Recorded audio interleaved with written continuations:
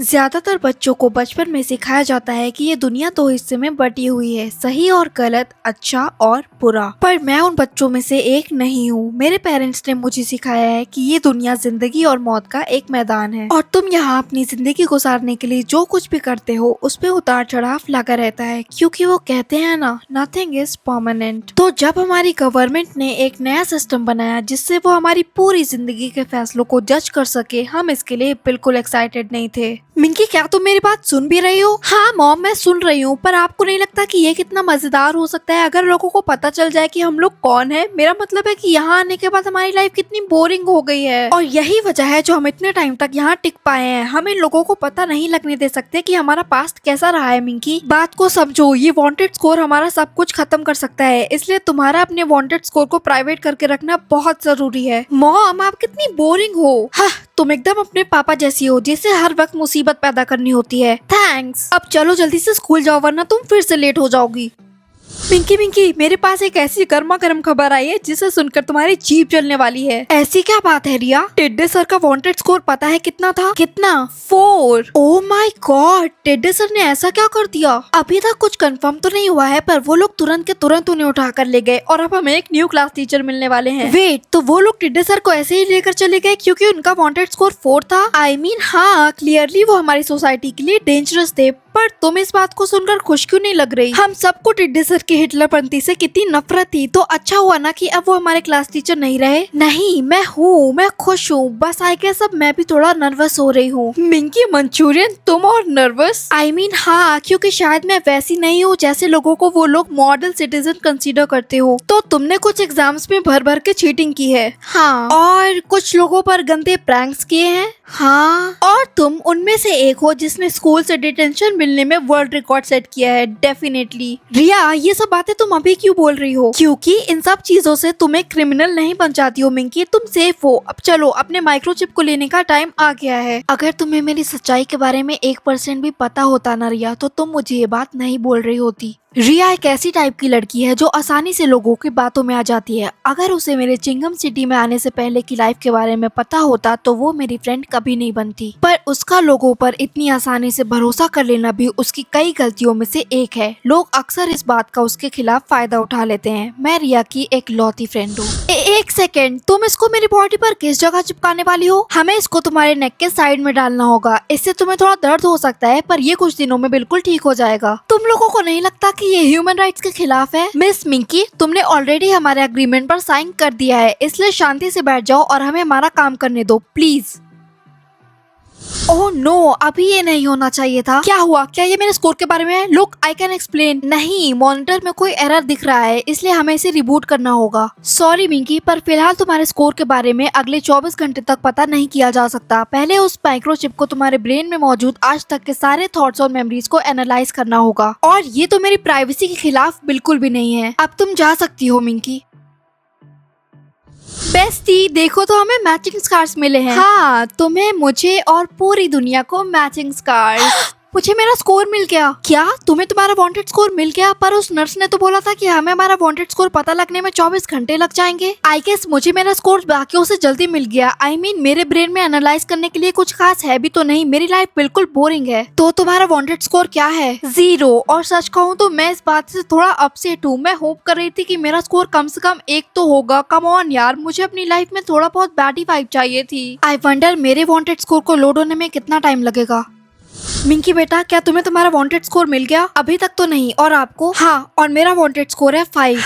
Gosh mom, आप तो बिल्कुल बैड ही निकली। थैंक्स बेटा, पर मजाक को थोड़ा साइड रखो। मैं चाहती हूँ कि तुम मेरे गले के अंदर से उस माइक्रोचिप को बाहर निकालो। क्या? बिल्कुल नहीं। उसके लिए तो मुझे आपके गले पर कट लगाकर उसे खोलना पड़ेगा, और मुझे खून से सख्त नफरत है। तुम्हारे पास और कोई चॉइस नहीं है मिंकी। कल ऑफिस में वो लोग सबकी चिप्स को स्कैन करने वाले हैं। अगर मैंने अभी उस चिप को अपने अंदर से बाहर नहीं निकाला तो सबको मेरे स्कोर के बारे में पता चल जाएगा। पर आप ये काम डैड से क्यों नहीं करवा लेती? क्योंकि तुम्हारे डैड की फिंगर्स बहुत स्लिपरी है। तुमसे ज्यादा उनके चांसेस है कि वो मेरी आर्टरी को गलती से काट सकते हैं। आप उस चाकू को अच्छे से पकड़ो और ठीक उस एक्स मार्क के ऊपर कट करो। मॉम, मैं ये नहीं कर सकती। मैं आपको चोट पहुंचा सकती हूँ। रोना बंद करो और जल्दी से उस एक्स पर कट करो, अभी इसी वक्त। हमारे पास ज्यादा टाइम नहीं है, जल्दी करो। अपने हाथों पर कंट्रोल रखो। हाथ मत हिलाओ सैम। मॉम मुझे मेरे असली नाम से कभी नहीं बुलाती और जब से हम अंडर कवर हुए हैं उसके बाद तो उन्होंने कभी वो नाम लिया ही नहीं और तब मुझे रियलाइज हुआ कि ये कितना सीरियस मैटर है। ये जिंदगी और मौत का सवाल था। अगर गलती से भी गवर्नमेंट को पता चल जाता कि हमने क्या किया है तो इसमें कोई शक नहीं है कि आज हम अपनी जिंदगी उन कैदियों के साथ बिता रहे होते या फिर उससे भी कुछ बुरा। हो गया, लास्ट टच। गुड, अब देखना ये है कि मैं इसे रीप्रोग्राम कर पाती हूँ या नहीं।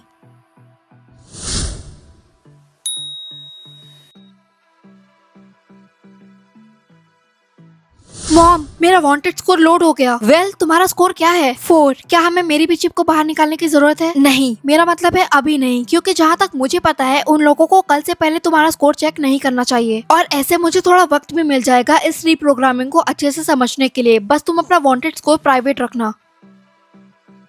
मॉम आज ऑफिस में अपनी सेफ्टी का पूरा ध्यान रखना, ठीक है? हाँ, और तुम भी।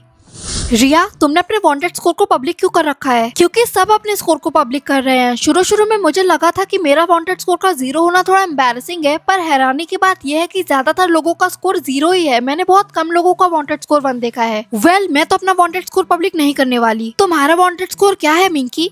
1। तो फिर तुम इसे प्राइवेट क्यों रखना चाहती हो? तुम्हारा वांटेड स्कोर का 1 होने में भी कोई शर्म की बात नहीं है। अब अगर तुम्हारा स्कोर होता 3 तो वो थोड़ा बुरा होता, और अगर मेरा वांटेड स्कोर 4 या 5 होता तो वो कुछ ऐसा होता। हे तुम्हें हमारे साथ चलना होगा। नहीं मुझे छोड़ दो।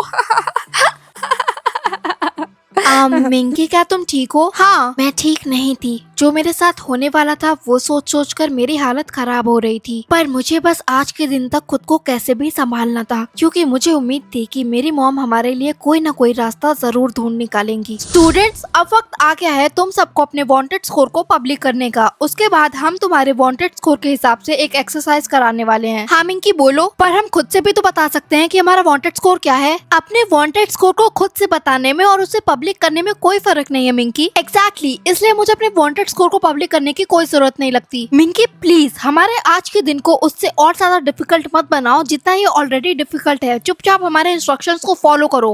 अब क्या है मिंकी? क्या मैं वॉशरूम जा सकती हूँ? ठीक है, पर जब तुम वापस आओ तो अपना एटीट्यूड वहीं छोड़ कर आना प्लीज।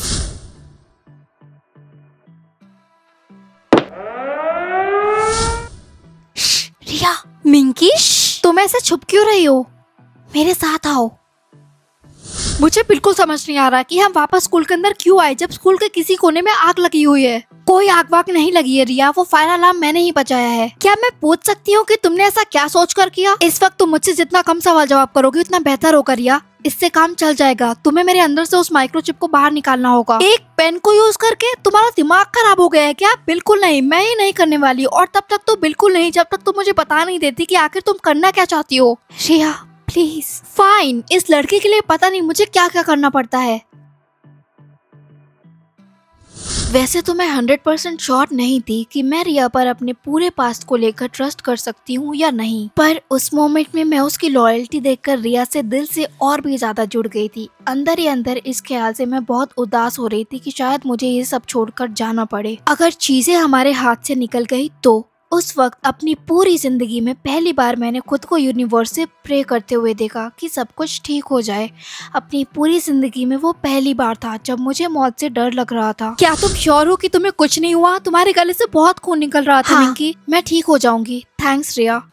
ओ माय गॉड, क्या हुआ? मेरा स्कोर ये बढ़ गया। अब ये 0 नहीं रहा, ये 1 हो गया है। आई एम सो सॉरी रिया। चुप हो जाओ मिंकी, ये कितना कूल है। फाइनली अब मैं बोरिंग नहीं रही। तो फिर यूर वेलकम आई गेस। आज से कोई मुझे परेशान नहीं करेगा। आज से मुझे सब रिया दी बैडी बुलाएंगे। रिया अब हमें क्लास में वापस जाना चाहिए, इससे पहले कि डॉली मैम हमें ढूंढते हुए यहाँ आ जाए। हाँ चलो। तो फायर अलार्म बजने से पहले हम कहाँ थे? ओ हाँ याद आया, तुम सब अपने वांटेड स्कोर को पब्लिक करने वाले थे। मिंकी तुम्हारा वांटेड स्कोर अभी तक लोड ही नहीं हुआ? नहीं, उन लोगों ने कहा था कि इसे लोड होने में थोड़ा टाइम लगेगा। इसे लोड होने में ज्यादा से ज्यादा 24 घंटे लग सकते थे, पर वो 24 घंटे तो कब के बीत गए।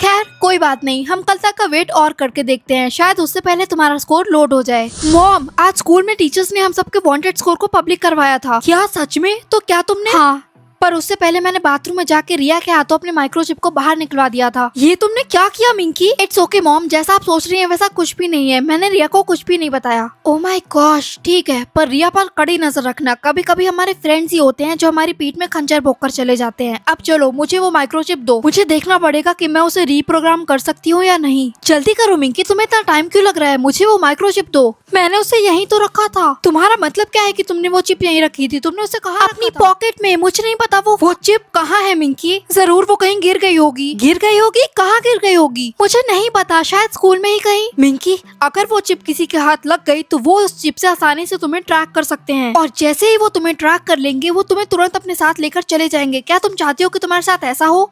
मैं कल जल्दी स्कूल जाकर उसे ढूंढ लूंगी। तुम्हारे लिए वही बेहतर होगा, और सिर्फ तुम्हारे लिए ही नहीं, हम सब के लिए। और मैंने ठीक वही किया। जैसे ही सुबह हुई मैं स्कूल पहुंच गई और हर जगह उस चिप को ढूंढने लगी, पर मुझे वो चिप कहीं नहीं मिली। मिंकी, क्या तुम ठीक हो? नहीं, मैंने अपनी चिप कहीं खो दी। खो दी? पर कहाँ? मुझे क्या पता, पर अगर वो चिप किसी और के हाथ लग गई तो मैं। एक्सक्यूज मी, क्या तुम ही मिंकी मंचूरियन हो? हाँ। तो क्या ये माइक्रोचिप तुम्हारी है? नहीं नहीं, मेरी माइक्रोचिप तो ठीक यहाँ पर मेरे नेक के अंदर सेफली सिक्योर्ड है। क्या सच में? पर मुझे तो ऐसा नहीं लगता, क्योंकि इस चिप पर जो आईडी नंबर है वो तुम्हारी ही है। तुम्हें हमारे साथ चलना होगा, क्योंकि तुम्हारा वांटेड स्कोर 3 से ज्यादा है। तुम हमारी सोसाइटी के लिए खतरनाक हो। हे, रुक जाओ, वो कोई खतरनाक नहीं है। रिया, मेरे पेरेंट्स को कॉल करो अभी।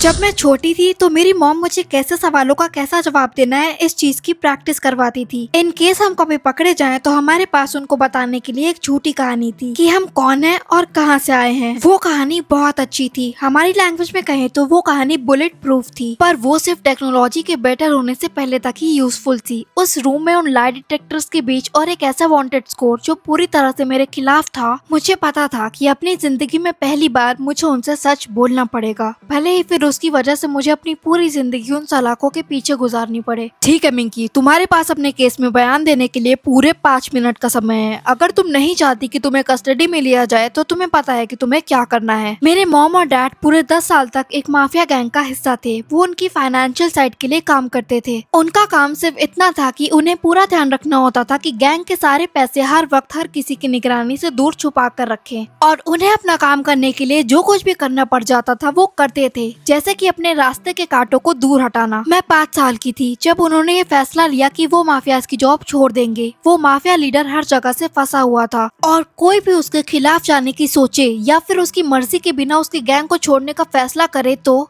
मेरे पेरेंट्स को इस तरीका का प्रेशर अपनी लाइफ में नहीं चाहिए था। जैसा कि एक्सपेक्टेड था, माफियाज को छोड़ने के फैसले ने हमें ज्यादा खुशी नहीं दी। उस काम को छोड़ने के लिए हमें बहुत सारी चीजें करनी पड़ी, जैसे कि झूठ बोलना, चोरी करना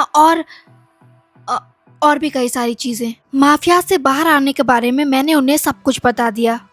ऑलमोस्ट सब कुछ। मैंने उन्हें ये नहीं बताया कि कैसे मैं 5 साल की उम्र में क्या कमाल की जेब कतरी थी, और कैसे मैंने एक औरत और उसकी बेटी की जेब काटी थी और उनके पासपोर्ट चोरी किए थे, जिसकी वजह से मैं मिंकी बनी थी। एक और चीज जो मेरे पेरेंट्स ने मुझे बहुत अच्छे से सिखाया था कि अपने सारे कार्ड्स कभी शो नहीं करने चाहिए, और हमारी असली पहचान को छुपाए रखना ही मुझे उस वक्त सही लगा। ठीक है मिंकी, तुम्हारे पास 20 सेकेंड्स और बाकी है। मेरा वांटेड स्कोर आपको मेरी पूरी स्टोरी नहीं बता सकता। ये आपको ये नहीं बता सकता कि मैंने 7 साल की उम्र के बाद कभी चोरी नहीं की, और ये आपको ये नहीं बता सकता कि मैं कितनी अच्छी बेटी हूँ और एक बहुत अच्छी दोस्त भी। रिया, तुम यहाँ क्या कर रही हो? मैंने गार्ड्स को अंदर बैठने के लिए कन्विंस कर लिया था, तुम्हारे मॉरल सपोर्ट के लिए। और तुम्हारा टाइम खत्म होता है। हम तुम्हारे केस को डिस्कस करके 1 घंटे के अंदर तुम्हारे पास वापस लौटेंगे। वो 1 घंटा मुझे मेरी पूरी जिंदगी जैसा लग रहा था, पर मैं खुश थी कि मुझे कंपनी देने के लिए मेरे पास रिया थी, जिसकी वजह से मुझे अकेला फील नहीं हो रहा था। मैं बहुत खुश हूँ कि उन लोगों ने तुम्हें जाने दिया मिंकी। मुझे उनसे अग्री करना पड़ा कि मेरे पेरेंट्स ने मुझे मेरी लाइफ के हर पूरे काम करने के लिए फोर्स किया, और अब वो लोग मॉम डैड के पीछे जाएंगे। क्या तुमने उन लोगों को वार्न कर दिया है? हाँ, और यही मेन रीजन है मेरे यहाँ होने का। तुम्हारा मतलब क्या है रिया? क्या वो दोनों ठीक हैं? हाँ, वो ठीक हैं। उन्होंने मुझसे बोला कि मैं ये तुम्हें दे दूं।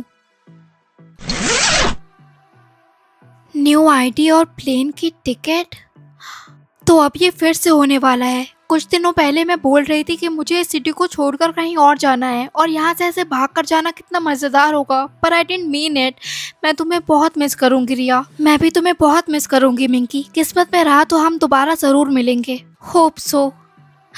रिया, तुम्हारा स्कोर ये 1 से 2 हो गया है, सिर्फ इसलिए क्योंकि तुमने मेरी हेल्प की। कोई बात नहीं मिंकी, अभी भी ये 3 नहीं हुआ है, और वैसे भी अब तुम्हारे जाने के बाद शायद इस स्कोर से ही वो पुलिस मुझसे डर कर रहेंगे। चलो अब जल्दी करो, वरना तुम अपनी फ्लाइट मिस कर दोगी। थैंक यू सो मच रिया। हाँ मिंकी, थैंक गुडनेस तुम सही सलामत यहाँ पहुँच गई। सो सॉरी मॉम, मैंने हमारे सारे किए कराए पे पानी फेर दिया। कोई बात नहीं बेटा, सब ठीक हो जाएगा। मैं बस इस बात से खुश हूँ कि तुम ठीक हो। पर डैड कहाँ है? तुम अपने डैड को जानती तो हो, वो ऑलरेडी प्लेन में बैठ गए हैं। मैं बस बोट होने से पहले तुम्हारा वेट कर रही थी। कम ऑन, चलो जल्दी। क्या हुआ मिंकी, क्या तुम ठीक हो? मैं यहीं रहना चाहती हूँ मॉम। मुझे पता है बेटा, हो सकेगा तो हम एक बार यहाँ जरूर आएंगे। मैं अभी यहाँ रहना चाहती हूँ और अपना ग्रेजुएशन कंप्लीट करना चाहती हूँ अपने फ्रेंड्स और रिया के साथ। और वैसे भी पुलिस ने अब मुझे बेकसूर मान लिया है, क्योंकि जब मैंने वो सारे क्राइम्स किए तब मैं एक छोटी बच्ची थी। अगर मैं यहाँ रहती हूँ तो मैं एक नॉर्मल जिंदगी जी सकूंगी, पर हम एक दूसरे के साथ नहीं होंगे मिंकी। मुझे पता है और मुझे इस बात से नफरत है, पर मुझे हर वक्त ऐसे डर डर के रहने से भी नफरत है मॉम। और क्या पता इस न्यू सिस्टम के चलते और हमारा वांटेड स्कोर देखते हुए हमें हमारी पूरी जिंदगी बस ऐसे ही इधर से उधर भागते रहना पड़ जाए। पर अगर मैं यहाँ रही तो मुझे ये सब नहीं करना पड़ेगा। Last call for flight 666। Sam, क्या तुम श्योर हो? हाँ मैं श्योर हूँ। डैड को मेरी तरफ से बाय बोलना, मैं आप दोनों से बहुत ज्यादा प्यार करती हूँ। Last call flight 666। अपना ख्याल रखना सैम। मैं आ रही हूँ, मैं आ रही हूँ। मुझे कोई आइडिया नहीं था कि मेरी कहानी के नेक्स्ट चैप्टर में क्या लिखा था, पर एक चीज तो मुझे अच्छे से पता थी कि अपनी जिंदगी में पहली बार मेरे पास ये चांस था कि मैं जो चाहे वो बन सकती हूँ। फाइनली मैं अपनी जिंदगी की एक नई शुरुआत करने जा रही थी। Your order ma'am. Oh hello Sam 11। तुम मेरा रियल नेम कैसे जानती हो? तुम्हारी मॉम मेरे लिए काम किया करती थी माफियाज के लिए। मैं तुम्हें कितने लंबे समय से ढूंढ रही थी एंड फाइनली मेरी नई शुरुआत ऐसे होने वाली थी, कभी सोचा नहीं था। अब आगे मेरे साथ क्या होने वाला है वो तो आपको सीजन 2 में पता चलेगा।